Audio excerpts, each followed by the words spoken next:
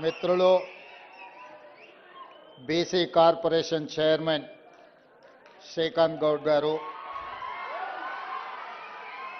కార్యక్రమంలో నాతో పాటు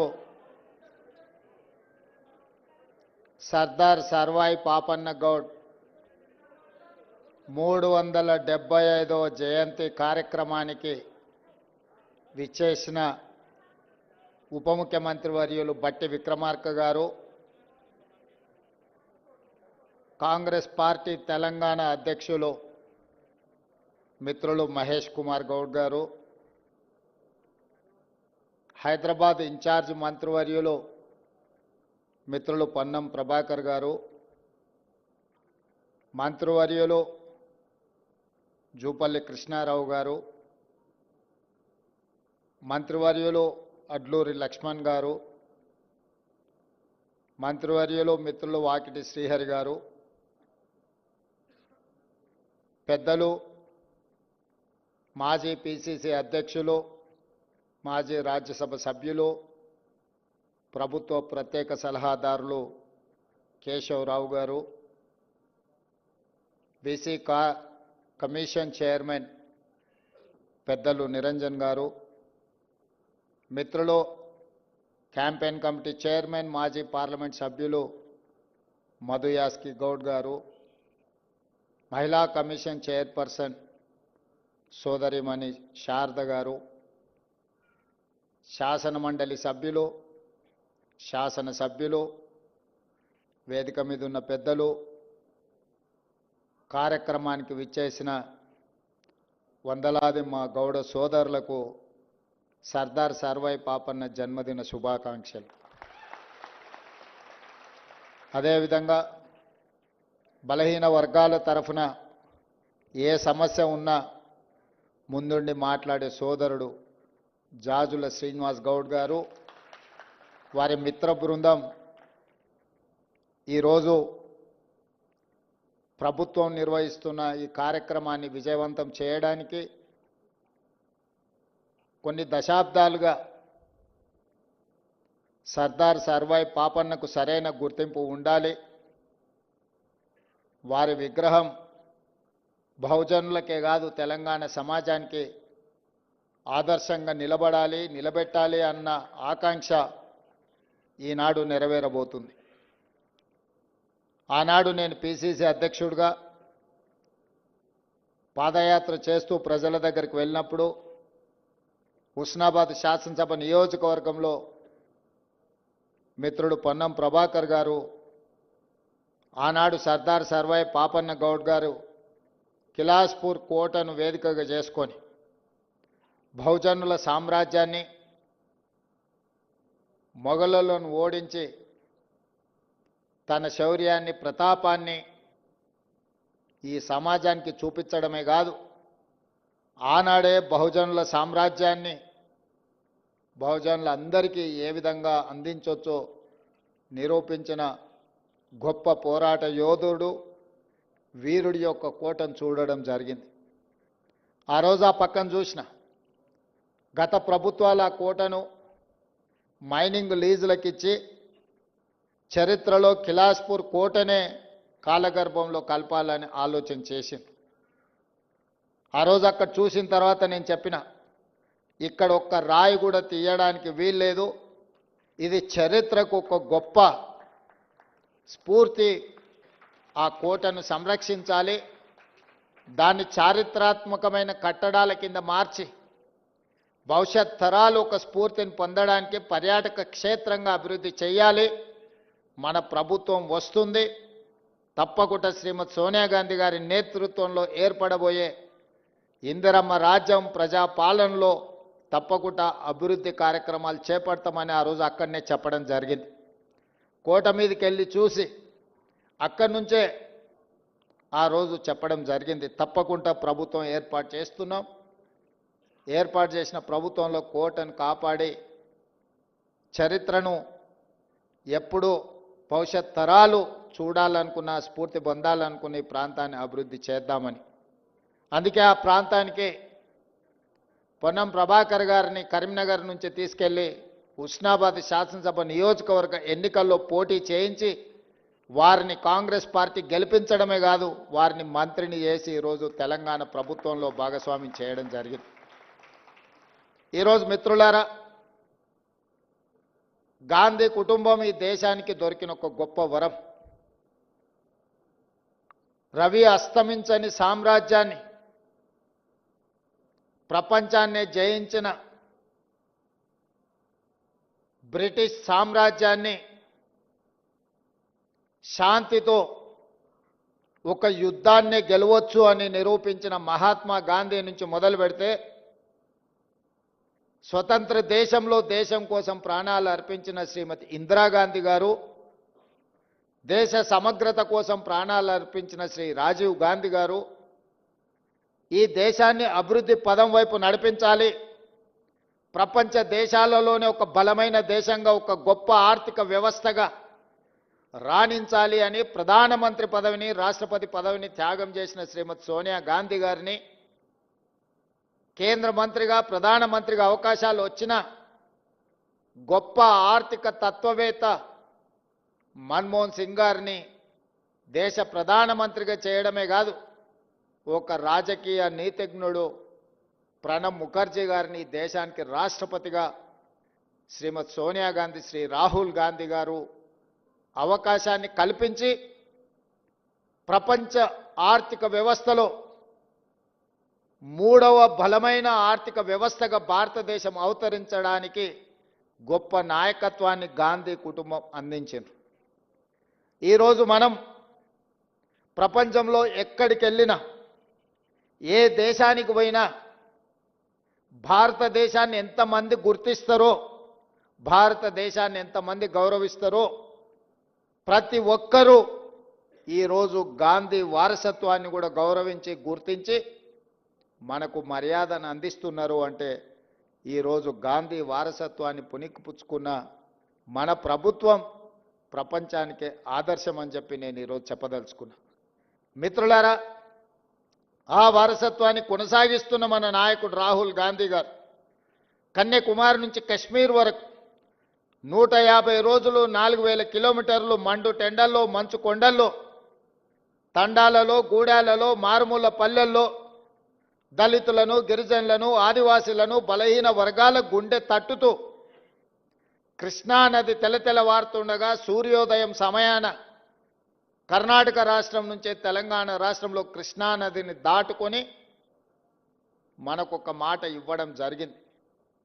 ఈ రాష్ట్రంలో కాంగ్రెస్ ప్రభుత్వాన్ని ఏర్పాటు చేయండి, తప్పకుండా 100 సంవత్సరాల నుంచి వాయిదా పడుతున్న కులగణను పూర్తి చేసి బలహీన వర్గాలకు 42% రిజర్వేషన్ ఇచ్చే బాధ్యత నాది అని రాహుల్ గాంధీ గారు తెలంగాణ ప్రజలకు మాట ఇచ్చిండ్రు. గాంధీ కుటుంబం మాట ఇస్తే అది శిలా శాసనమే, చరిత్రలో సువర్ణ అక్షరాలతో లిఖించదగిన మాట.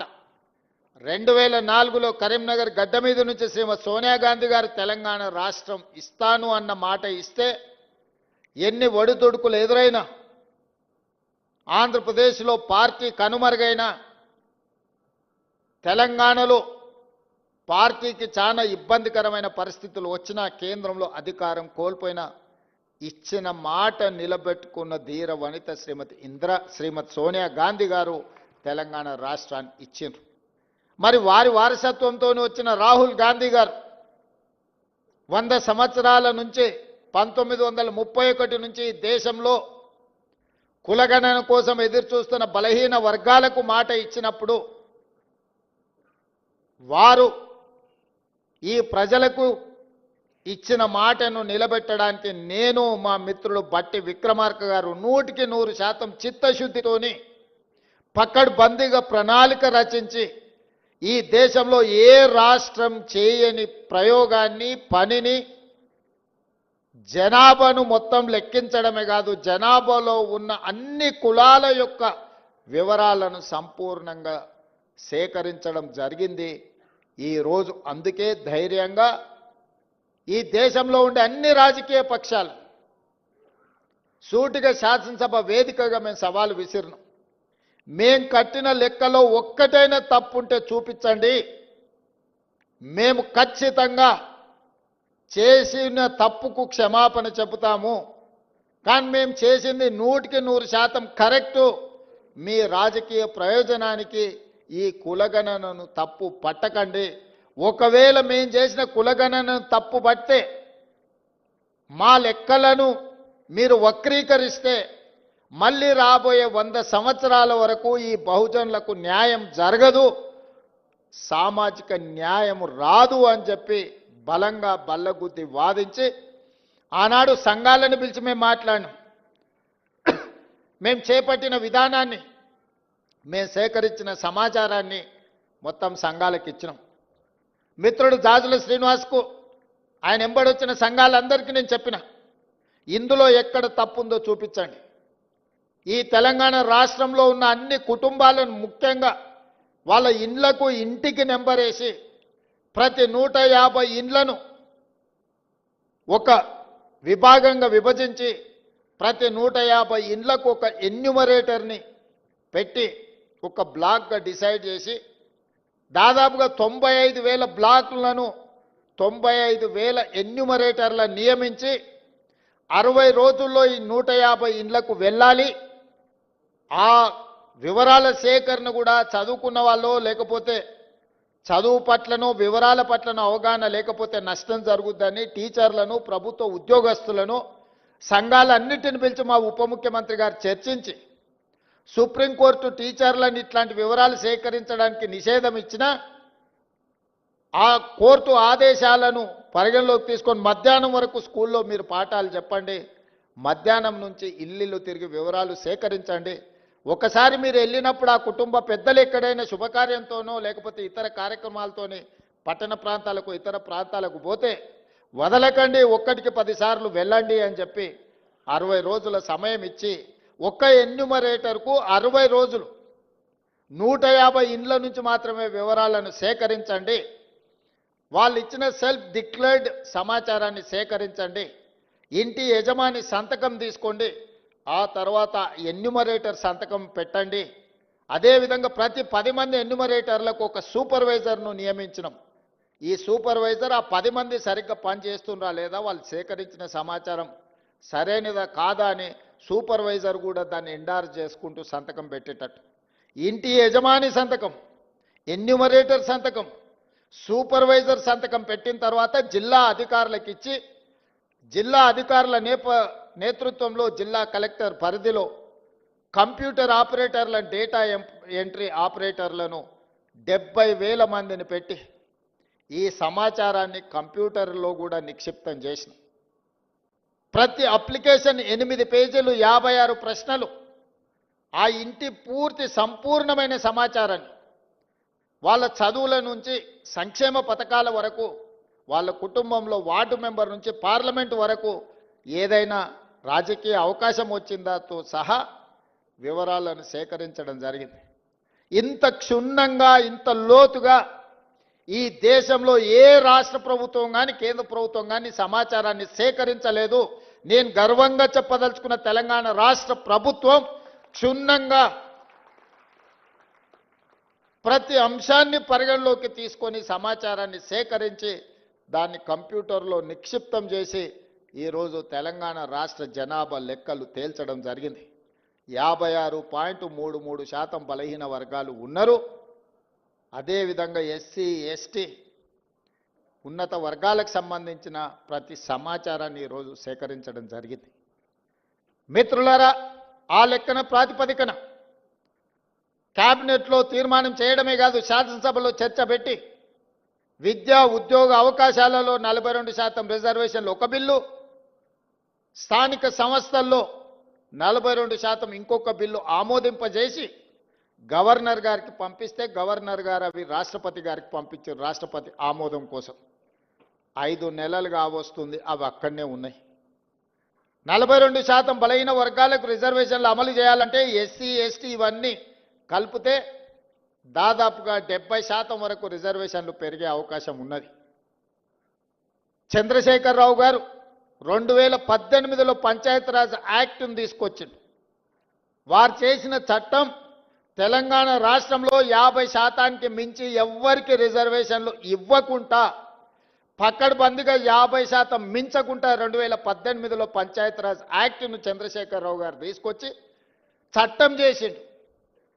ఇవాళ చట్టమే మనకు అడ్డంకిగా మారింది.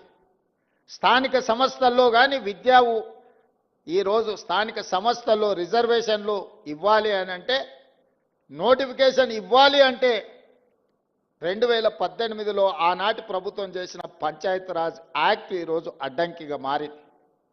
దాన్ని కూడా తక్షణమే కోర్టు ఆదేశాలు ఇచ్చింది, సెప్టెంబర్ 30 లోపల మీరు స్థానిక సంస్థల ఎన్నికలను నిర్వహించండి అని.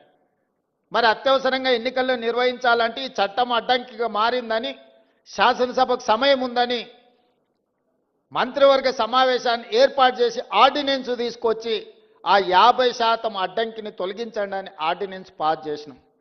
ఆ ఆర్డినెన్స్ కూడా గవర్నర్ గారి దగ్గరికి వెళ్ళింది. గవర్నర్ గారు అది కూడా ఆమోదించకుండా రాష్ట్రపతి గారికి పంపించారు. ఇవాళ విద్యా ఉద్యోగ అవకాశాలలో 42% రిజర్వేషన్, స్థానిక సంస్థల్లో 42% రిజర్వేషన్ బలహీన వర్గాలకు ఇచ్చే బిల్లులు రాష్ట్రపతి గారి దగ్గరనే ఉన్నాయి. చంద్రశేఖరరావు గారు తెచ్చిన చట్టం ఈరోజు 50% లోపలనే రిజర్వేషన్లు ఉండాలని ఏదైతే చేసిండో దాన్ని తొలగించడానికి చేసిన ఆర్డినెన్స్ కూడా ఈరోజు కేంద్ర ప్రభుత్వం దగ్గర, రాష్ట్రపతి గారి దగ్గర చిక్కుకున్నాయి.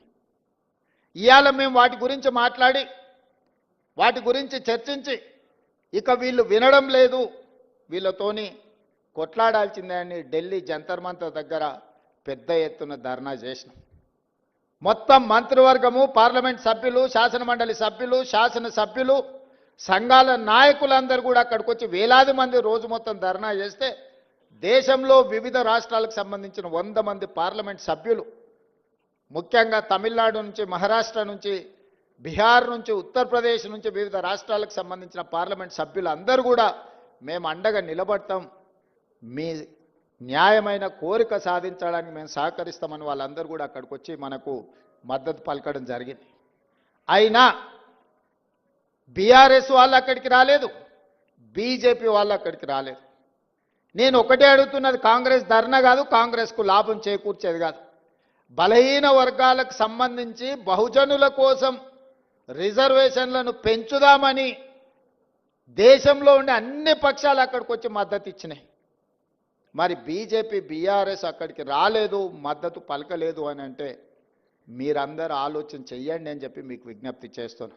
నేను ఆరోపణలు చేయదలుచుకోలే, నేను విమర్శించదలుచుకోలే, కానీ సమస్యను పరిష్కరించే శక్తి వాళ్ళ దగ్గరనే ఉంది. ఈరోజు అడ్డుపడుతున్నది కిషన్ రెడ్డి గారు, మోడీ గారు కాదా? ఈరోజు రాష్ట్రపతి దగ్గర చిక్కుకున్న విద్యా ఉద్యోగ అవకాశాలలో 42% రిజర్వేషన్, స్థానిక సంస్థల్లో ఇవ్వాల్సిన 42% రిజర్వేషన్, చంద్రశేఖరరావు గారు తెచ్చిన 50% పరిమితిలోనే రిజర్వేషన్లు ఉండాలని తెచ్చిన ఆర్డినెన్స్ తొలగాలి అని అంటే కిషన్ రెడ్డి, మోడీ గారు రాష్ట్రపతి గారికి చెప్పాలి. అడ్డంపడే మీరు తొండివాదన, మొండివాదన చేస్తారు. ఇందులో మీరు బీసీ రిజర్వేషన్లలో ముస్లింలను కలిపినరని, చదువుకున్న వాళ్ళు, కేంద్ర మంత్రులుగా పనిచేస్తున్న వాళ్ళు, ఈ దేశంలో రాజ్యాంగంలోనే ప్రొవిజన్ లేదు, మత ప్రాతిపదికన రిజర్వేషన్లకు తావు లేదు. మత ప్రాతిపదికన ఏ రిజర్వేషన్ ఉన్నా 2 నిమిషాలలో సుప్రీంకోర్టు కొట్టేస్తుంది. మేము పంపించిన బిల్లుల్లో కానీ, మేము పంపించిన ఆర్డినెన్స్లో కానీ ఎక్కడైనా మత ప్రాతిపదికన 1% 0.1% రిజర్వేషన్ అయినా ఉందా మీరు చూపించండి అని చెప్పి బీజేపీ, బీఆర్ఎస్ నాయకులను నేను అడుగుతున్నా. ఎందుకు అబద్ధాలతోని బలహీన వర్గాలను అడ్డుకుంటున్నారు, బహుజనులకు అన్యాయం చేస్తున్నారని నేను వేదిక మీద నుంచి అడగదలుచుకున్నా. చట్టంలో ఎక్కడా లేదు. నిజంగానే ఒకవేళ ముస్లిం రిజర్వేషన్లను తీయాలన్న ఆలోచన మీకు ఉంటే, మీ సిద్ధాంతమే అదైతే, నాగ్పూర్లో ఆర్ఎస్ఎస్ కేంద్ర కార్యాలయం ఉంటుంది. 1970 నుంచి దాదాపుగా 20-25 ముస్లింలో ఉన్న ముస్లిం మతాన్ని పాటించే సామాజిక వర్గాలకు బీసీ రిజర్వేషన్ మహారాష్ట్రలో ఉంది. మీరు తొలగించగలరా? గుజరాత్, నరేంద్ర మోడీ గారు పుట్టి పెరిగిన గుజరాత్ రాష్ట్రంలో ఈరోజు ముస్లిమ్స్కి బీసీ రిజర్వేషన్లు వస్తున్నాయి. నరేంద్ర మోడీ గారు గుజరాత్లో తొలగించగలరా? ఈరోజు ఉత్తరప్రదేశ్లో బీసీ రిజర్వేషన్లలో ముస్లింలకు సంబంధించిన రిజర్వేషన్లు ఉన్నాయి. ఉత్తరప్రదేశ్ నుంచి ప్రధానమంత్రిగా ఉన్న నరేంద్ర మోడీ గారు మీరు ఉత్తరప్రదేశ్లో తొలగించగలరా? దూదేకుల కానీ నూరు భాష కానీ ఇతర ముస్లిం వెనుకబడిన వర్గాలు మొదటి నుంచి బీసీలలో రిజర్వేషన్లు ఉన్నాయి. మన దగ్గర కూడా దూదేకులకు రిజర్వేషన్ ఉంది, నూరు భాష ఉంది. అదేవిధంగా బార్బర్ కమ్యూనిటీ కటింగ్ చేసే వాళ్ళు ముస్లింలలో ఉన్నారు, కుల వృత్తులు బట్టలు ఉతికే వాళ్ళు ఉన్నారు, దూది నేసే వాళ్ళు ఉన్నారు. వీళ్ళందరికీ కూడా బలహీన వర్గాల కింద రిజర్వేషన్లు ఉన్నాయి. 50-60 సంవత్సరాల నుంచి వాళ్ళకి రిజర్వేషన్లు ఉన్నాయి. ఇవాళ కొత్తగా ఎవరు ఇచ్చింది లేదు. ఈ ముసుగు దొడుక్కొని ముస్లిం ముసుగు దొడుక్కొని బహుజనులకు అన్యాయం చేయాలి, బహుజనులకు రిజర్వేషన్లు ఇవ్వొద్దు అని కొన్ని రాజకీయ పక్షాలు అడ్డుకుంటున్నాయి. ఇవాళ నిజంగానే తెలంగాణ రాష్ట్రంలో మేము ఇస్తే మేము చేసిన చట్టంలో ఎక్కడైనా ఉంటే చూపించండి. అబద్ధాల ప్రాతిపదికన దెబ్బతీయాలి మా ఆలోచనని, రాహుల్ గాంధీ గారి విధానాన్ని. రాహుల్ గాంధీ గారి మీద కోపం ఉంటే వారి మీద ప్రదర్శించండి. చాలా కేసులు పెట్టారు, ఇంకా 4 కేసులు పెట్టండి. కానీ ఆయన నమ్మిన సిద్ధాంతాన్ని దెబ్బతీయడానికి ప్రయత్నం చేయొద్దు అని చెప్పి కేంద్ర ప్రభుత్వానికి నేను విజ్ఞప్తి చేస్తున్నా. ఆయన సంపూర్ణంగా విశ్వసిస్తున్నాడు ఈ సమాజంలో సమూలమైన మార్పు రావాలంటే బహుజనులు నిలదొక్కోవాలి, బహుజనులు ఆర్థికంగా విద్య ఉద్యోగాలలో ఎదగాలి అనేది రాహుల్ గాంధీ గారి విధానం. ఆ విధానాన్ని అమలు చేయడమే నా బాధ్యత, మా ఉప ముఖ్యమంత్రి బట్టి విక్రమార్క గారి బాధ్యత. రాహుల్ గాంధీ గారు ఏ సూచన చేసినరో 100% అమలు చేయడం మా బాధ్యత. ఇవాళ క్రమంలో వస్తాయి సమస్యలు, మాకు తెలుసు. ఆ సమస్యల్ని పరిష్కరించుకుంటూ ముందుకు వెళ్తాం. సమస్య వచ్చినప్పుడు, సమస్య మీద మేము కొట్లాడినప్పుడు మీరు అండగా నిలబడాల్సిన నైతిక బాధ్యత మీ వైపున ఉన్నదని చెప్పి నేను భావిస్తున్న ఈ వేదిక మీద నుంచి. మీకోసమే నిలబడి కొట్లాడినప్పుడు నైతికంగా మీ మద్దతు మాకుంటే మాకింకా ధైర్యం వస్తుంది, దాని అమలు వేగంగా చేయగలము. మీ అందరూ అండగా నిలబడాలి. చివరగా ఇంతకుముందు మిత్రులు పొన్నం ప్రభాకర్ గారు చెప్పారు, ఉస్మానియా యూనివర్సిటీ వైస్ ఛాన్సలర్ వస్తే నేను చెప్పిన, ఇప్పుడు గ్రామాలలో ప్రభుత్వం దగ్గర భూములు లేవు. అసైన్మెంట్ పట్టాల పేరు మీద ఎస్సీలకో ఎస్టీలకో బీసీలకో ఇవ్వడానికి ప్రభుత్వం దగ్గర ఆర్థిక వెసులుబాటు లేదు. కావలసినంతగా కార్పొరేషన్ల నుంచి మీకు సహాయం చేయడానికి ప్రభుత్వానికి ఉన్న చిత్తశుద్ధి ఒక్కటే, మీరు బాగుపడాలి, మీ తలరాతలు మారాలి అనంటే చదువు ఒక్కటే పరిష్కారం. అందుకే young India integrated residential schools SC ST BC minority పిల్లల్ని ప్రతి నియోజకవర్గంలో 200 కోట్ల రూపాయలతో ఈరోజు డైట్ ఛార్జెస్ కానీ కాస్మెటిక్ ఛార్జెస్ కానీ పెంచి విద్య ఒక్కటే మీ జీవితంలో మార్పు తీసుకొస్తుంది, మీ తలరాతలు మారుస్తుంది. ఇబ్రహీంపట్నం దగ్గర ఉండే మధు యాస్కి గారు ఈరోజు అమెరికాకి వెళ్ళి ఒక గొప్ప న్యాయ కోవిదుడు కాగలిగిండంటే చదువుకోవడం వల్ల కాగలిగిండు. బట్టి విక్రమార్క గారు ఉప ముఖ్యమంత్రి అయిందంటే చదువుకోవడంతోనే అయిండు. పెద్దలు కేశవరావు గారు మాకందరికీ ఆదర్శప్రాయుడు అయిందంటే చదువుకోవడం వల్ల అయ్యిండు. ఈరోజు పొన్నం ప్రభాకర్ మంత్రి అయిందంటే చదువుకోవడం వల్ల అయ్యిండు. ఇక్కడున్న యువకులకు నా సూచన ఒక్కటే, చదువు ఒక్కటే మన తలరాతను మారుస్తుంది. మీకు నాణ్యమైన చదువిచ్చి మీ అర్హత తగ్గ ఉద్యోగాన్ని ఇచ్చే బాధ్యత కాంగ్రెస్ ప్రభుత్వం తీసుకుంటుంది. ముఖ్యమంత్రిగా నేను తీసుకుంటా, మీరు మా కుటుంబ సభ్యులు. నేను ఎస్సీ వర్గీకరణ చేసినప్పుడు మా మాదిగ సోదరులు, మా మాదిగ బిడ్డ, మా మాదిగ సోదరుడు ఒకవేళ ముఖ్యమంత్రి ఉంటే మాకు ఎంత న్యాయం జరుగుద్దో, రేవంత్ అన్న ఉంటే కూడా మాకంత న్యాయం జరిగింది. 59 ఉపకులాలకు న్యాయం జరిగిందని మాదిగ సోదరులు వాళ్ళ సామాజిక వర్గంలో నన్ను సభ్యత్వం ఇచ్చింది.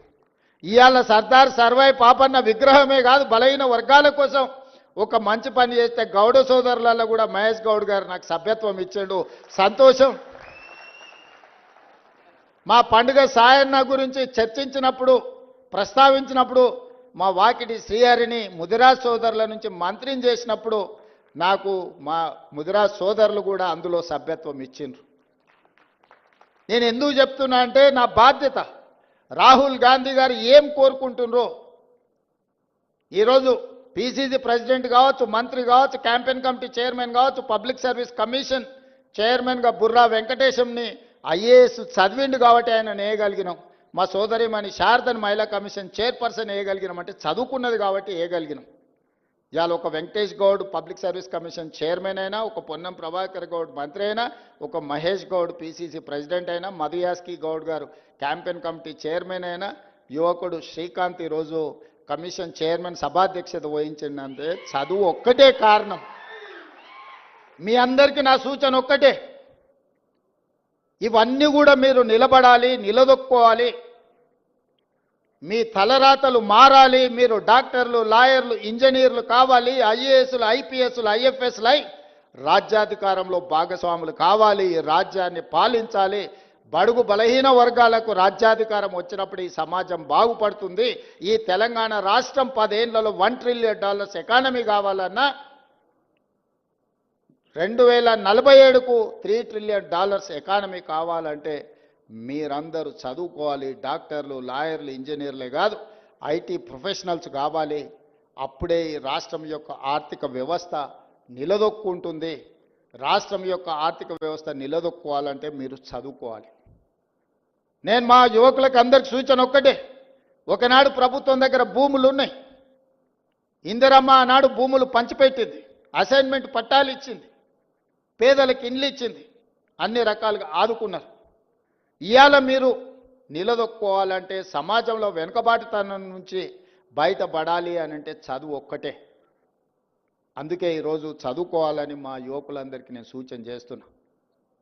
ఈరోజు సర్దార్ సర్వాయి పాపన్న విగ్రహం ఒక స్ఫూర్తి కోసం, విగ్రహాలు వర్ధంతుల కోసమో జయంతుల కోసమో కాదు. ఆ దారిన పోయేటప్పుడు ఆ మహానుభావుల విగ్రహాలు చూస్తే ఆ స్ఫూర్తి మనలో కలిగించాలి, రగిలించాలి.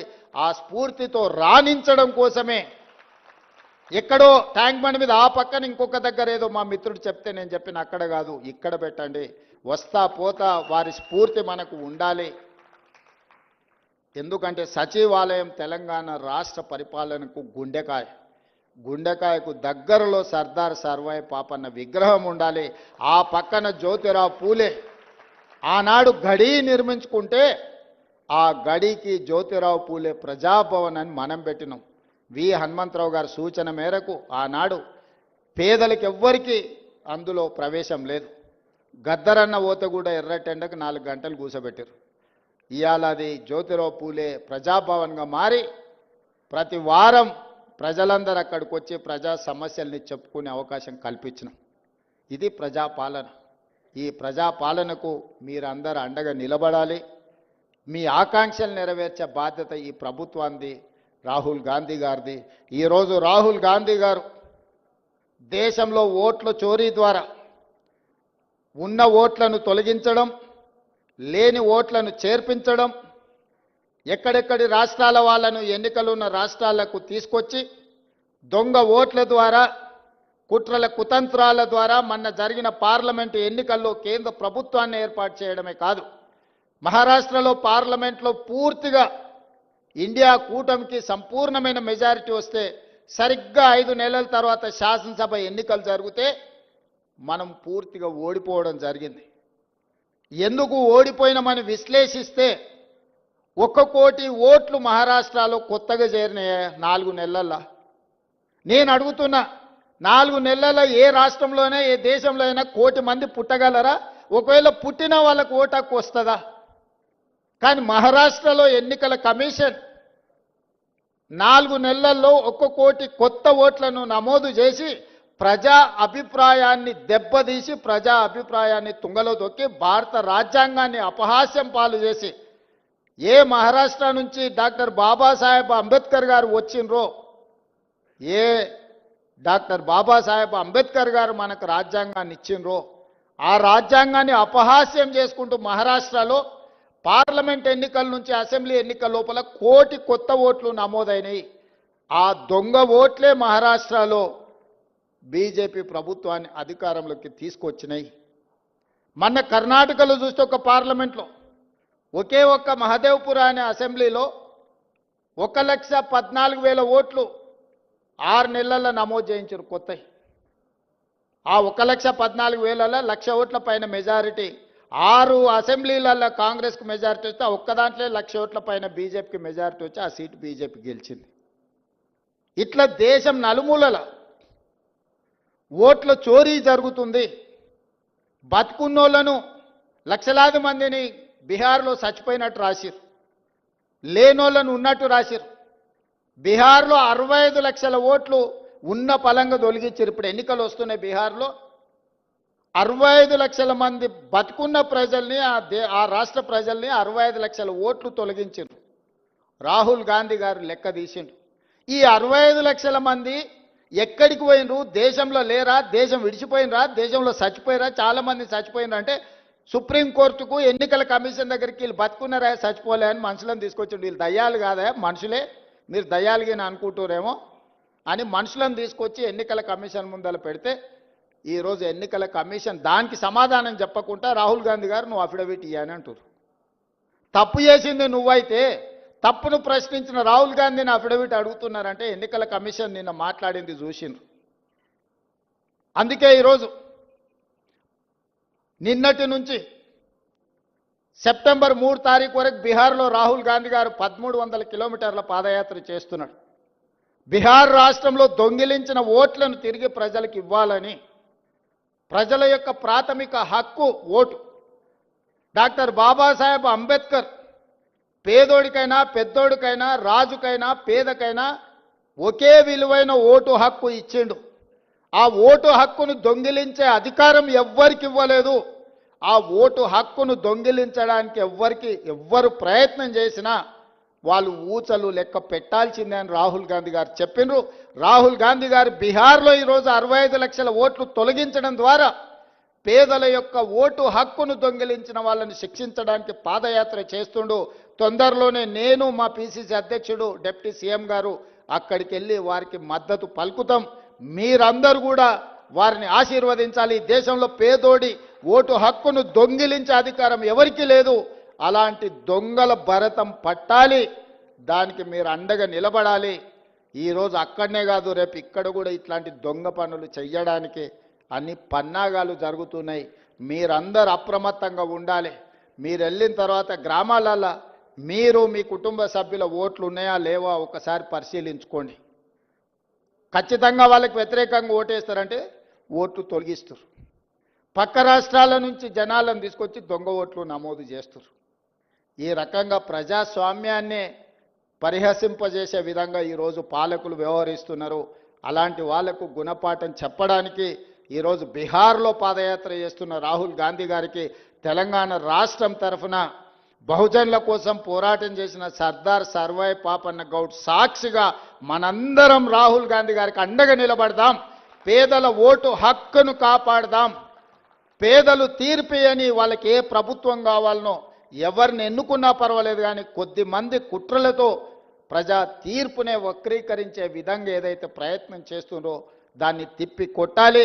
మీరందరూ పెద్ద ఎత్తున చప్పట్లతో బలహీన వర్గాలకు న్యాయం చేయాలనుకున్న రాహుల్ గాంధీ గారికి మీరు అండగా నిలబడాల్సిందిగా, ఆశీర్వదించాల్సిందిగా కోరుకుంటూ మీ అందరి దగ్గర సెలవు తీసుకుంటున్న ధన్యవాదాలు మిత్రులారా.